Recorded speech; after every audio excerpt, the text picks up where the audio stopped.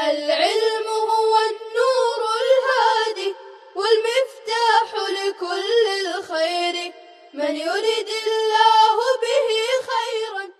بسم اللہ الرحمن الرحیم. الحمد للہ رب العالمین والصلاة والسلام علی رسولہ الکریم. اما بعد. عزیز طلباء کرام، نصاب الابل، نصاب البقری والجاموس کے بعد اب نصاب الغنم کو ملاحظہ فرمائے. پہلے عبارت دیکھیں. مصنف علیہ الرحمہ فرماتے ہیں وفی 40 ضأنا او معزا شاتن،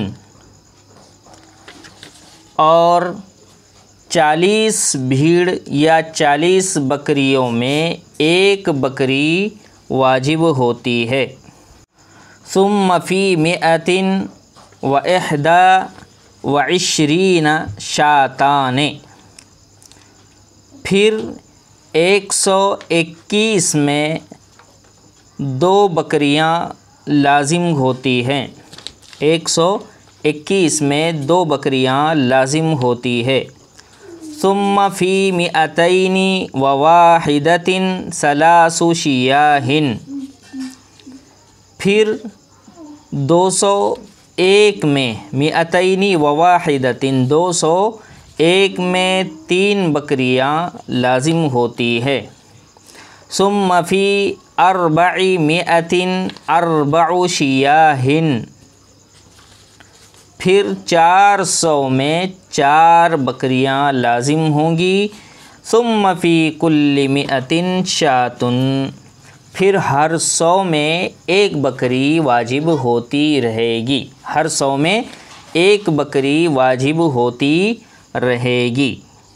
مصنف علیہ الرحمہ نے اس عبارت کے اندر بکریوں کے نصاب سے متعلق بیان فرمایا کہ کم از کم 40 بکریاں یا 40 بھیڑیں ہوں تو اس میں زکوٰۃ لازم ہوتی ہے. اگر 40 سے کم ہو تو اس میں زکوٰۃ لازم نہیں ہوتی. پھر اس کے بعد وضاحت کی کہ 40 بکری یا 40 بھیڑ کی تعداد پوری ہو جائے تو اس پر ایک بکری لازم ہوتی ہے. پھر اس کے بعد 120 تک یہی سلسلہ چلتا رہتا ہے، یعنی 40 سے لے کر 120 بکریاں ہونے تک، اور سال گزر جانے کے بعد اس میں زکوٰۃ واجب ہوگی. ایک بکری نکالنا لازم ہوگا. اور جب یہ 121 ہو جائے تو اب 2 بکری لازم ہوگی. ایسے ہی حکم چلتا رہے گا 121 سے لے کر تو 200 تک. جب 2 سینکڑے پورے ہو جائے تو پھر 200 پر 201 پر 200 کے بعد 201، یعنی ایک بکری یا ایک بھیڑ بھی اگر زائد ہو گئی، اضافہ ہو گیا، تو اب پھر 3 بکری لازم ہوگی یا 3 بھیڑیں لازم ہوگی. پھر اسی طرح 400 پر 4 بکری واجب ہوگی. اور پھر 400 کے بعد ہر سینکڑے پر، یعنی ہر 100 کی تعداد پر ایک بکری لازم ہوتی رہے گی.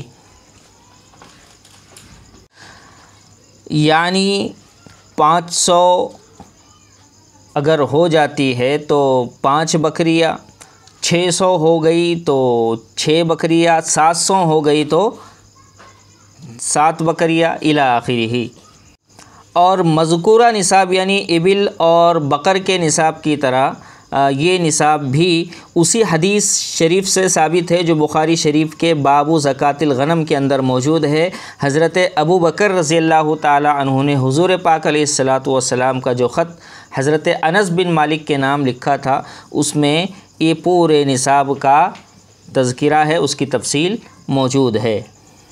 اس کے بعد عزیز طلباء کرام، بطور فائدہ کے ایک بات یاد رکھے کہ یہ جو وفی 40 ضأنا او معزا شاتن لکھا مصنف علیہ الرحمہ نے، تو یہ شاتن یعنی زکوٰۃ میں جو بکری لازم ہوتی ہے یا بکرا لازم ہوتا ہے، تو یہ مکمل 1 سال کا ہونا ضروری ہے. پتہ چلا کہ اگر کوئی بکرا یا بکری جس کو زکوٰۃ میں نصاب کے بعد دیا جا رہا ہے، تو اگر اس پر سال کا اکثر حصہ گزر چکا، یعنی 8 مہینے کا وہ ہو چکا ہے، یا پھر بعض لوگوں نے 6 مہینے سے زائد کو بھی اس کے اندر شامل کیا ہے تو وہ زکوٰۃ کے اندر دینا کافی نہیں ہوگا۔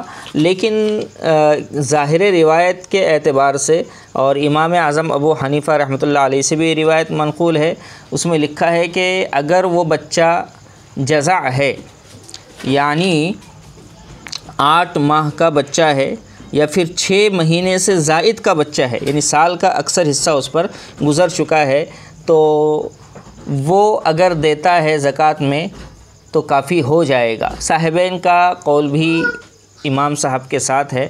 اس اعتبار سے اگر دیکھا جائے تو سال کا اکثر حصہ اگر وہ بچہ اپنی عمر پوری کر لیتا ہے، سال کے اکثر حصے کی، یعنی 8 ماہ کا ہو جاتا ہے، 9 ماہ کا ہو جاتا ہے یا 10 ماہ کا ہو جاتا ہے، 12 ماہ سے کم، تو بھی وہ زکوٰۃ میں اگر کسی نے ادا کر دیا تو اس کی زکوٰۃ کی ادائیگی کے لیے وہ کافی ہو جائے گا ظاہر روایت کے اعتبار سے۔ لیکن احتیاط اسی میں ہے کہ مکمل سال پورا ہونے پر ہی زکوٰۃ میں بکرا یا بکری کو دیا جائے۔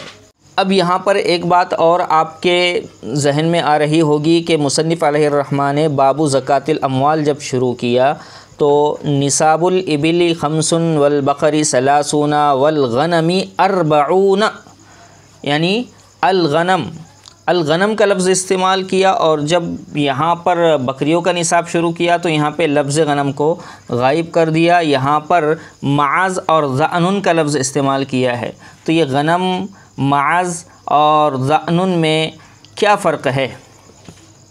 تو اس سلسلے میں یہ بات یاد رکھیں کہ غنمن یہ اسم جنس ہے، یعنی بکریوں کی جو قسمیں ہوتی ہے چاہے وہ معاذ ہو یا ذعنن ہو، ذعنن یہ بھیڑ، دمبی کی جو قسمیں ہوتی ہے جن کے بدن پر بال ہوتے ہیں،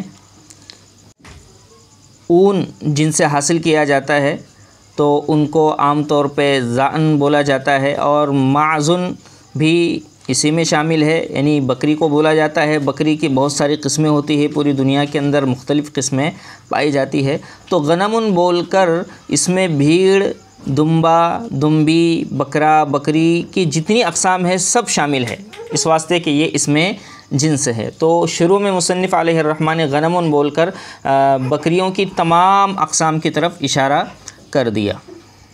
اسی طرح مصنف علیہ الرحمٰ نے گھوڑے کے ذکر سے پہلے بکری کے نصاب کو ذکر کیا۔ اس کی وجہ بھی یہ بیان کی جاتی ہے کہ غنم یعنی بکریاں یا بھیڑیں یہ زیادہ پائی جاتی ہے، بکثرت ہوتی ہے، اور اس کی زکوٰۃ کا وجوب یہ بھی متفق علیہ ہے، جبکہ گھوڑے کی زکوٰۃ کے بارے میں چونکہ اختلاف ہے اس واسطے اس کو اس سے مؤخر رکھا گیا، اس کے بعد میں اس کو بیان کیا جائے گا۔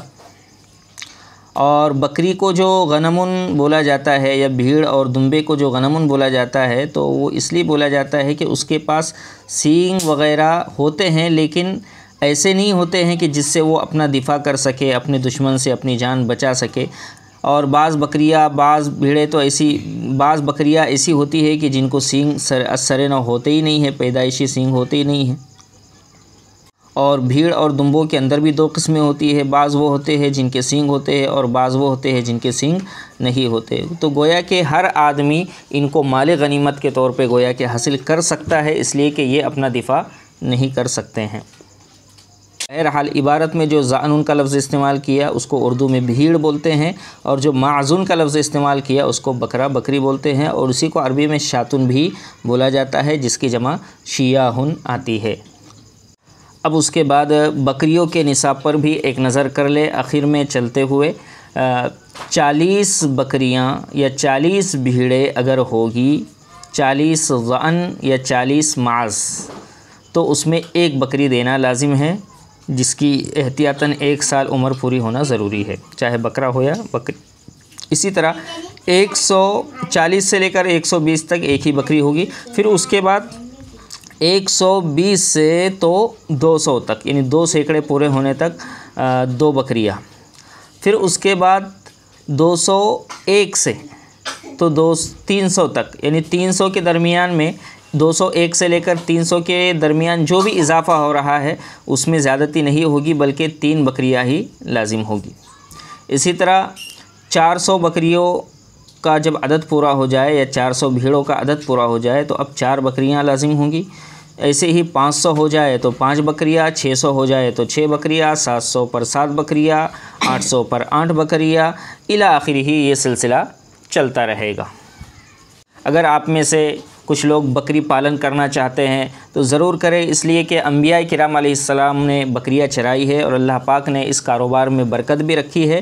بس یہ نیت ہونا چاہیے شروع میں کاروبار شروع کرتے وقت کہ جب ہم بکریوں کا پالن کریں گے، بکریوں کے پالن کا کاروبار کریں گے تو انشاءاللہ جو نصاب ہم پڑھ رہے ہیں اس اعتبار سے ہم ان کی زکوٰۃ کی فکر بھی کریں گے۔ اللہ تبارک و تعالی اس کاروبار کے اندر ضرور برکت عطا فرمائیں گے۔ تو یہ ہوئے 3 طرح کے نصاب، اونٹ، گائے، بھینس اور بکریوں کے۔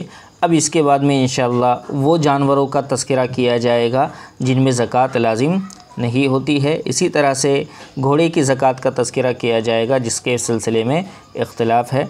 تب تک کے انتظار کرے۔ اللہ تبارک و تعالی ہمیں صحیح سمجھ عطا فرمائے۔ والسلام علیکم ورحمۃ اللہ وبرکاتہ۔